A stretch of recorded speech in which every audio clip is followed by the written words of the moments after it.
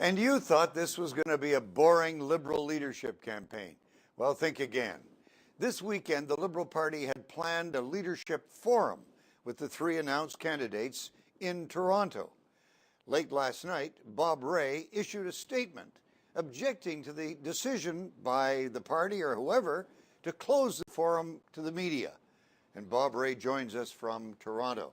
That was a pretty fiery denunciation you issued, Mr. Rae, and you seem to be blaming Mr. Ignatieff for this thing being closed down. What are you going to do? There were discussions yesterday about opening it up.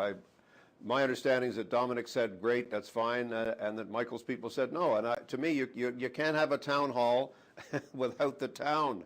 The media are part of our town. We have to open up the party. We have to open up the windows. We have to let the air in. We have to let the light in. We have to let the noise in. And you can't do that if it's a closed session with 100 people sitting around talking about things. It doesn't make, to me, it makes no sense. And I got an email a few days ago saying, would I turn up for something? I said, sure. I had just assumed it would be open. So what is your position on this at this point? Are you going to boycott this event unless they open it up? If it isn't open, I won't be there. I don't think it's, I think we have to say something emphatic about how important it is to open up this party, how important it is to renew the party, and how important it is for the people who are running for leadership to be engaged in very open debate. That's what it should be all about. The notion that the Liberal Party is not a private club. It's an open political party, and we have to learn how to open things up, and we have to learn how to move quickly when when people are saying, is it open or is it closed? We should just say it's open. Of course it's open. And that's what should happen. We have a statement issued today from Mr. Ignatieff after we called his office in which he says that all three candidates had agreed to a frank exchange in front of Liberals that would be closed. It suggests that your team had agreed to this. No, what we certainly agreed to was... That was 2 weeks ago, by the way. What we agreed to was that we would come. The notion that it would be closed, as I said, it was all news to me. I had no clue that it was going to be closed. I can't imagine going to a closed meeting. A political party is not a club. You have a frank exchange. You have a frank exchange in front of the world. The future of the Liberal Party is not going to be decided by 50 people or 100 people sitting in a room. It's going to be decided by thousands and thousands of delegates from all over Canada who are going to be elected by tens of thousands of people. And if we don't start opening up this process and understand that it's not some old boys club that's going to be making a decision whether who's going to be the chairman of the board this year, that's not what we're doing. We're electing a leader of an open democratic political party that has got to renew itself and that has got to change. And that's why openness is so important, and that's why being open to the public is so important. Let's make this clear. You're suggesting then that this was not a decision by the Liberal Party in Ontario, the federal Liberal Party. This was a decision by Mr. Ignatieff's campaign who wanted it closed. Is that your position? My position is that yesterday, when there was a discussion about this, there were two candidates, myself and Mr. LeBlanc, who said, fine, let's have it open, let's open it to the media. And there was one candidate, Mr. Ignatieff, who did not want to open it to the media. And that's not the way we should be operating. We should be operating out in public, out in front of the public, in front of the world. And we should also be able to change quickly. If we have to do things quickly, we change quickly. That's not difficult to do. You have to learn how to pivot in this business, and that seems to me very sensible. Why do you think Mr. Ignatieff does not want this open? Is he trying to protect a lead already? Is that what this is all about? Well, there is no lead. I mean, we've just started. I don't know what all this talk about a lead is.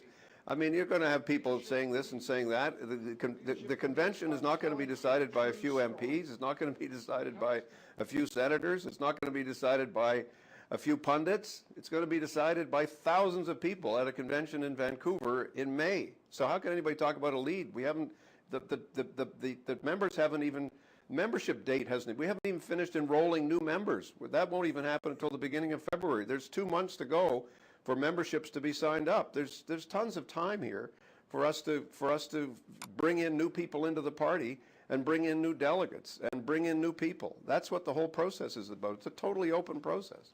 Now, you say you're not running a peekaboo campaign. You're suggesting that Mr. Ignatieff wants to run a peekaboo campaign. Why would that be in his best interests?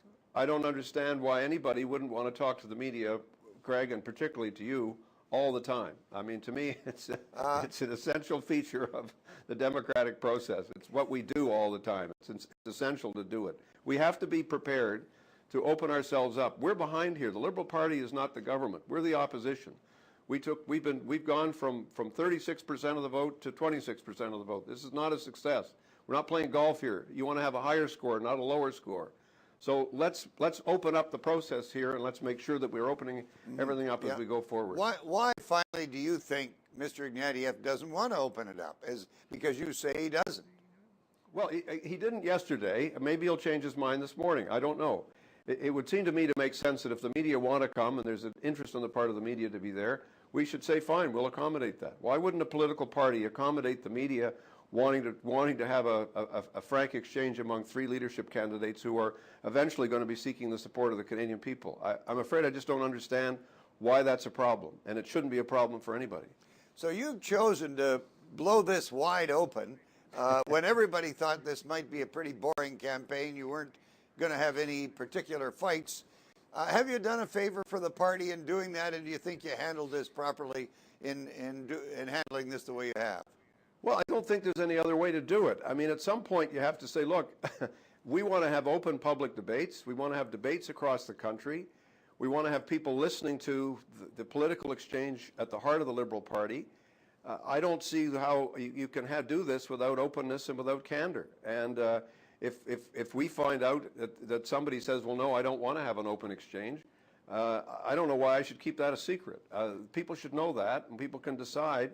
It's going to be feisty. You don't want things to be, so dull that nobody's paying attention. You've got to have a feistiness about this thing, and there's got to be a life to it, and people have to understand what's at stake. We're talking about the future of the country as well as the future of the Liberal Party. If the Liberal Party doesn't open itself up and renew itself, we're going to have a very serious problem appealing to Canadians to become the new government of Canada. Mr. Ray, that's a very strong view. You know that there are a lot of Liberals, however, who say you've been tearing yourself apart now for 5 years or more in public, and it's time to stop that and heal the wounds and get along and stop publicly.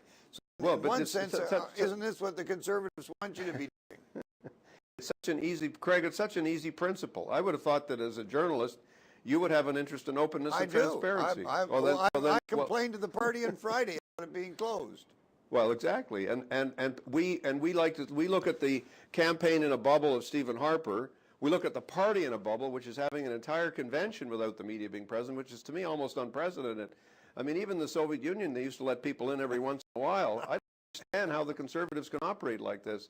And that's the last model we should be following. We should be opening this thing up. We should not be closing the door. Even in the Soviet Union. Mr. Ray, thank you very much for talking to us and giving us your time this Sunday. Bye. Thank you very much. Nice to talk to you. Coming up, we'll head to Washington for the latest on yesterday's economic summit.